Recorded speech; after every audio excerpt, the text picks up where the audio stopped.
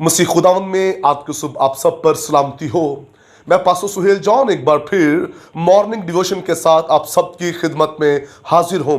हम सीख रहे हैं खुद पर नहीं कलाम पर फख्र करें। मेरे बहनों भाइयों, जो कलाम पर फख्र करता है उसके लिए बहर कुलज़म भी दो हिस्सों में तकसीम हो जाता है। जो कलाम पर फख्र करते हैं यरू की दीवारें उनके आगे गिर जाती हैं, और जो कलाम पर फख्र करते हैं वो बीमारियों पर, मुश्किलों पर, मुसीबतों पर गालिब आ जाते हैं। हालेलुया।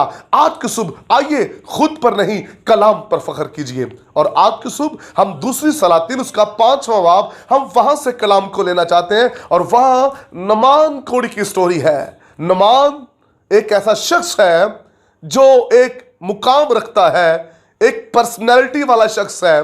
मेरे बहनों भाइयों, ये फौज का सिपा सलार है, और ये शख्स एक बीमारी के अंदर मुब्तला है, और वो बीमारी कोढ़ की बीमारी है। और जब इसे यह पैगाम मिलता है इस सिपा सलार को कि अलीशा के पास जाने से तेरा कोढ़ चले जाएगा, तो इसने क्या किया? चांदी सोना जो करोड़ों रुपए का था अपने साथ लिया, और कुछ कीमती सूट ले लिए ताकि वो अलीशा की खिदमत में पेश करे, क्योंकि इसे फख्र था अपने दौलत पर, अपने पैसे पर इसे फख्र था, अपनी ताकत पर इसे फख्र था, और इसको अपने मुकाम पर फख्र था। जब ये वहां पहुंचा तो अलीशा इसके इस्तकबाल को बाहर नहीं आया। यह समझ रहा था मेरा इस्तकबाल किया जाएगा कि एक बड़ा शख्स आ रहा है, लेकिन वहां वो मौजूद है जो कलाम पर फख्र करता है। मेरे बहनों भाइयों, जब नुमान कोड़ी वहां पर पहुंचा शिफा के लिए, मौजज़े के लिए, तो लिखा है अलीशा ने से कहा दरिया यरदन में जाकर 7 बार गोता लगा और तेरा कोढ़ जाता रहेगा।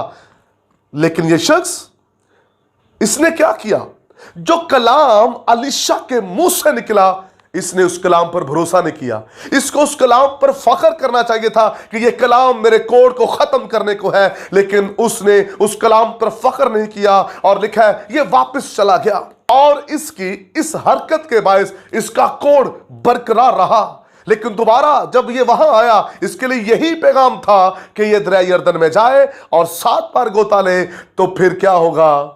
इसका कोढ़ इसके बदन से जुदा हो जाएगा। ऐसा ही हुआ जब इसने कलाम पर अमल किया, कलाम पर भरोसा किया, कलाम पर फख्र किया, और दरिया यरदन में उतरा।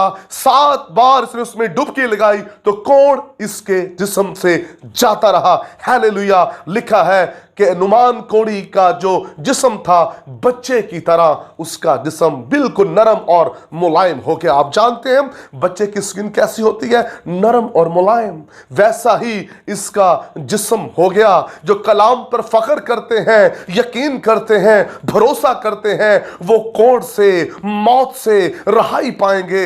लेकिन जो अपनी दौलत पर, अपने पैसे पर, अपने मुकाम पर, याद रखिए, फख्र करते हैं, वो उन बीमारियों, उन मुश्किलों के अंदर मुब्तला रहेंगे। कभी कभार हम चर्च तो जाते हैं, लेकिन हमारा गुमंड, हमारा गरूर वही का वही होता है। मैं फलां गाड़ी में चर्च आया हूं, आज मैंने बहुत अच्छा सूट पहना हुआ है। हम चर्च में भी बड़ा अपने आप पर फख्र करते हैं। चर्च में बस उस पर फख्र करें जिसको आप सुनने के लिए आए हैं। चर्च में भी हम अपने आप को सबसे बेहतर साबित करने की कोशिश करते हैं। लेकिन याद रखिए, ऐसे लोग जो चर्च में भी गुरूर और घुमंड की हालत में बैठे होते हैं, वो कुछ लेकर नहीं जाते। जैसे आते हैं वैसे ही लौट जाते हैं। लेकिन जो खाकसार आजिज होकर कलाम पर फख्र करते हैं, वो फतह से बढ़कर गलबा पाते हैं।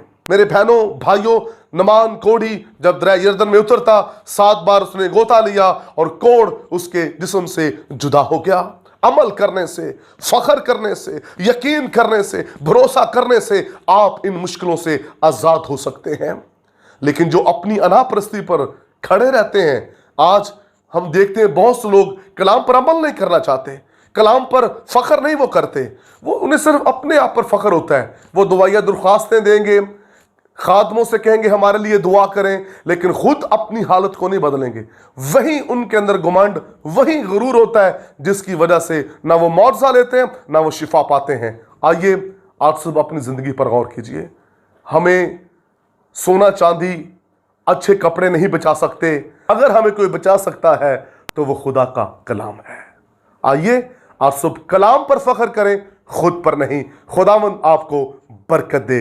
मेहरबान आसमानी बाप, मेरी दुआ है तेरा कलाम बेतसीर न लौटे और लोग तेरे कलाम पर फख्र करके हमेशा की जिंदगी पाएं, यीशु के कादर नाम में, आमीन।